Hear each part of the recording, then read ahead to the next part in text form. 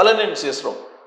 హైదరాబాద్లో ఇళ్ళని అద్దెకు తీసుకుంటున్నారు. అద్దె ఎంతైనా సరే వెనుకాడకుండా తీసుకుంటున్నటువంటి వాళ్ళు చాలామంది ఉన్నారు.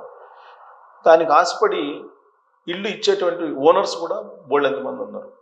కానీ సీన్ కట్ చేస్తే ఈ మధ్యకాలంలో జరుగుతున్నటువంటి సైబర్ నేరాలను చూస్తే అద్దె ఇళ్లలోనే జరుగుతున్నాయి. అద్దె ఇళ్లని తీసుకొని అక్కడ కంప్యూటర్లు పెట్టి బెట్టింగ్ యాప్లని, గేమింగ్ యాప్లని ప్రమోట్ చేస్తూ ఉన్నారు. కేవలం హైదరాబాద్ కేంద్రంగా చేసుకొని 13,000 కోట్ల రూపాయల ఫ్రాడ్కి ఈ గేమింగ్ సంబంధించి, బెట్టింగ్ సంబంధించినటువంటి సైబర్ గార్డులు మోసం చేశారు. 13,000 కోట్ల రూపాయలు. ఇప్పుడు హైదరాబాద్ పోలీసులు ఎంక్వైరీ చేస్తున్నారు.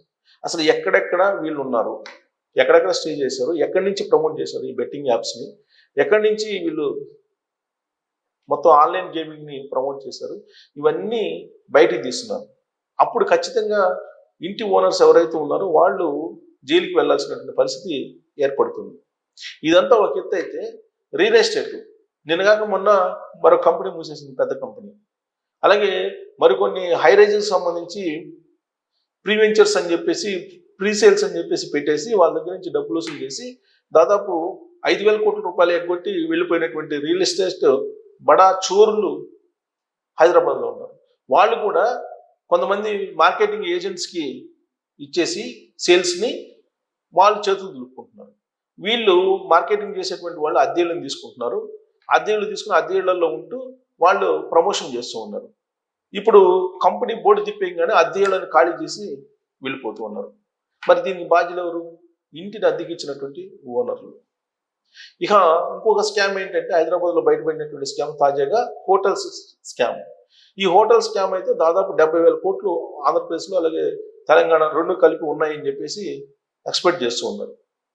ఏంటంటే, మామూలుగా హోటల్కి వెళ్ళినటువంటి వాళ్ళు కస్టమర్స్ నుంచి డబ్బులు తీసుకుంటున్నారు, కానీ ట్యాక్స్ అయితే కట్టడం వల్ల ఆ విధంగా 70,000 కోట్ల రూపాయల ఫ్రాడ్కి ఒక్క హైదరాబాద్ అలాగే ఆంధ్రప్రదేశ్లో ఉండేటువంటి విశాఖలో ఉండేటువంటి హోటల్స్ ఇవన్నీ కూడా పెద్ద ఎత్తున 1,000 కోట్ల రూపాయల కొమ్ముకోవడానికి పాల్పడ్డాయని చెప్పేసి ఇప్పుడు తాజాగా వస్తుంది. ఆ జిఎస్టీ అధికారులే దీన్ని బయట పెట్టారని కూడా తెలుస్తుంది.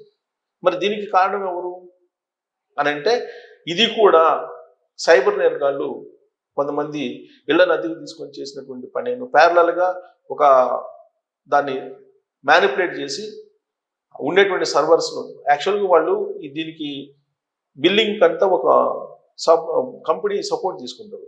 ఆ సపోర్ట్ సాఫ్ట్వేర్ని మార్చేసేటువంటి దాన్ని ఈ అద్దెళ్లలో ఉండేటువంటి సైబర్ నేరగాళ్ళు చేశారన్నారు. సో కాబట్టి ఎవరు ఏ నేరగానికి సైబర్ పరంగా, టెక్నాలజీ పరంగా నేరాలకు పాల్పడుతున్నటువంటి వాళ్ళు అద్దెళ్లలో దిగినటువంటి వాళ్లే అని చెప్పి ఇప్పుడు పోలీసులు ప్రాథమికంగా అనుమానిస్తున్నారు. ఎందుకంటే వాళ్ళు ఈ ఫ్రాడ్ బయటపడంగానే ఖాళీ చేసి వెళ్ళిపోతూ ఉన్నారు. కాబట్టి ఇంటి ఓనర్స్ ఎవరైతే ఉన్నారో వాళ్ళని బాధ్యత చేయాలని చెప్పి ఇప్పుడు పోలీసులు భావిస్తున్నారు. ఇంటి అద్దెకి ఇచ్చేటువంటి వాళ్ళు ఎవరైతే ఉన్నారో ఓనర్స్, వాళ్ళే ఈ ఫ్రాడ్కి ప్రోత్సహించినటువంటి వాళ్ళు అవుతారు. అందుకని వాళ్ళనే శిక్షార్పణ చేయాలి, శిక్ష వాళ్ళకే వేయాలి అనేటువంటిది కూడా వినిపిస్తుంది. సో ఇప్పుడు అద్దెకి ఇచ్చేటువంటి ఓనర్స్ చాలా జాగ్రత్తగా ఉండాలి, లేదంటే వాళ్ళు మూల్యం చెల్లించుకోవాల్సి వస్తుందని చెప్పి ఈ 3 సంఘటనల ద్వారా తెలుస్తుంది. ఒకటి, రియల్ ఎస్టేట్ను ప్రమోట్ చేస్తూ కంపెనీ మూసేయంగానే వీళ్ళు వెళ్ళిపోవటం.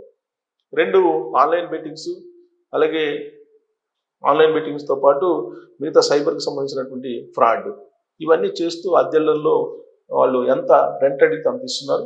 అలాంటి వాళ్ళని నమ్మి మీరు కనుక ఇళ్లను అద్దెకిస్తే మీరు జైలు పాలవటం ఖాయం.